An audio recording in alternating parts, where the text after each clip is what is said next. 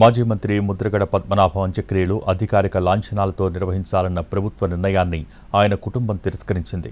ఆయన బతికున్నప్పుడు అనేక రకాలుగా అవమానించి ఇప్పుడు అధికారిక గౌరవాలు, సానుభూతి ప్రదర్శించడం అవసరం లేదని మండిపడింది.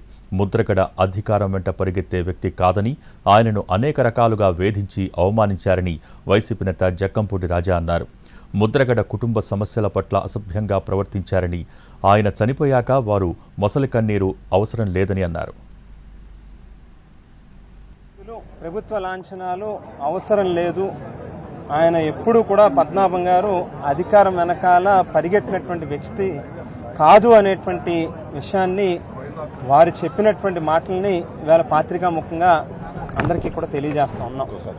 ఎందుకనంటే ఆవేళ పద్మనాభం గారిని చాలా రకాలుగా వేధించి, ఇబ్బందులు పెట్టి, అనేక రకాలుగా ఆయనను అవమానించి, ఆయన కుటుంబ సభ్యుల పట్ల కూడా చాలా అసభ్యంగా ప్రవర్తించి, ఈవేళ ఆయన చనిపోయిన తర్వాత ఎవరి ముసలి కన్నీరు అవసరం లేదు అని చెప్పి వైసీపీ ఎమ్మెల్సీ తోట త్రిమూర్తులు ముద్రగడ పార్థివ దేహానికి నివాళులర్పించారు.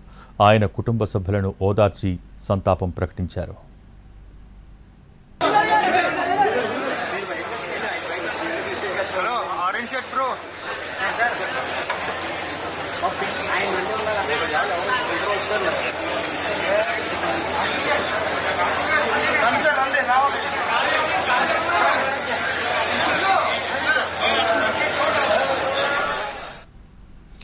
మాజీ మంత్రి ముద్రగడ పద్మనాభం పార్థివ దేహానికి అంబటి రాంబాబు నివాళులర్పించారు.